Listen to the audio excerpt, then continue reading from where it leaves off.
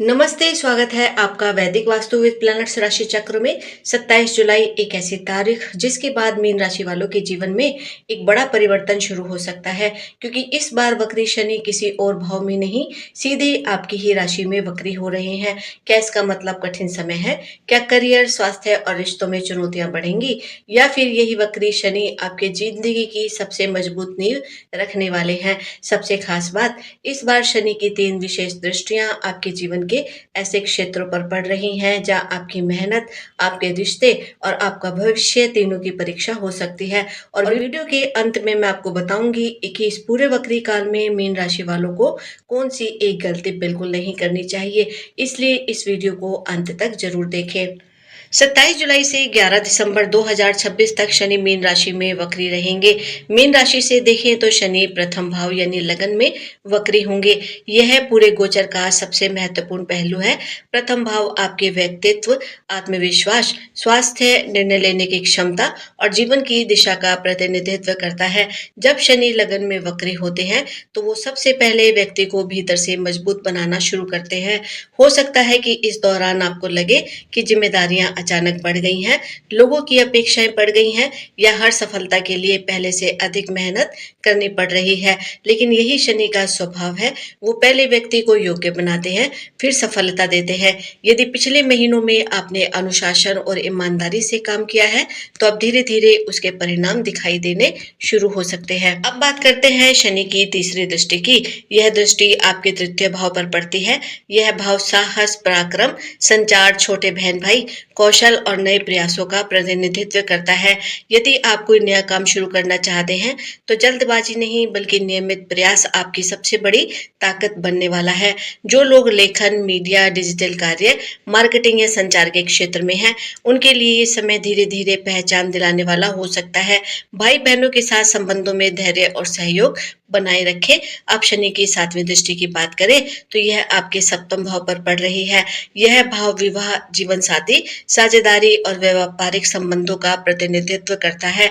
यदि आप विवाहित हैं तो रिश्तों में जिम्मेदारी और स्पष्ट संवाद बहुत आवश्यक होगा, और यदि आप व्यापार करते हैं तो साझेदारी में हर निर्णय सोच समझकर लेना होगा। जो रिश्ते विश्वास और सम्मान पर टिके हैं वो और मजबूत हो सकते हैं, लेकिन यहाँ केवल अपेक्षाएं हैं और जिम्मेदारी नहीं। वहां शनि वास्तविकता का सामना आपका करा सकते हैं। अब सबसे महत्वपूर्ण प्रभाव शनि की 10वीं दृष्टि आपके दशम भाव पर पड़ती है। यह भाव करियर, नौकरी, प्रतिष्ठा, व्यवसाय और कर्म का प्रतिनिधित्व करता है। यह समय आपके कार्य क्षेत्र में नई जिम्मेदारियां ला सकता है। हो सकता है कि मेहनत पहले से अधिक करनी पड़े, लेकिन यही मेहनत आने वाले समय में आपकी पहचान और सम्मान का कारण बन सकती है। यदि आप नौकरी बदलने की सोच रहे हैं तो बिना पूरी योजना के निर्णय लेने से बचना होगा। व्यापार करने वालों को पुराने अनुभवों से बड़ा लाभ मिल सकता है। अब बात करते हैं स्वास्थ्य और आर्थिक स्थिति की। लग्न में वक्री शनि होने के कारण अपनी दिनचर्या पर आपको विशेष ध्यान देना होगा। पर्याप्त नींद, संतुलित भोजन और नियमित व्यायाम, ये तीनों बातों को बिल्कुल नजरअंदाज ना करें। आर्थिक मामलों में जल्दी लाभ की अपेक्षा करने की बजाय दीर्घकालिक योजना बनाना अधिक लाभदायक रहेगा।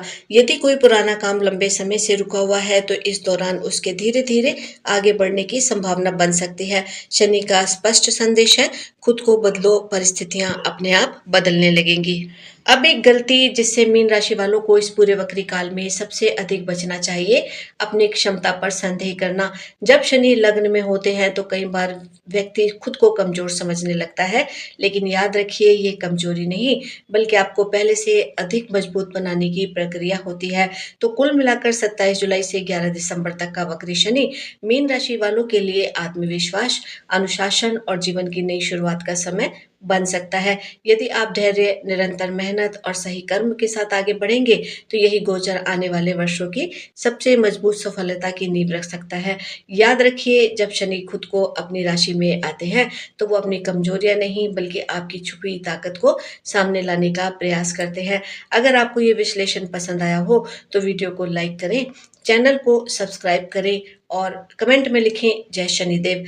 अगली वीडियो में मिलेंगे एक और महत्वपूर्ण वैदिक ज्योतिषीय विश्लेषण के साथ। वीडियो देखने के लिए आपका बहुत बहुत धन्यवाद। देखते रहिए, जुड़े रहिए। धन्यवाद।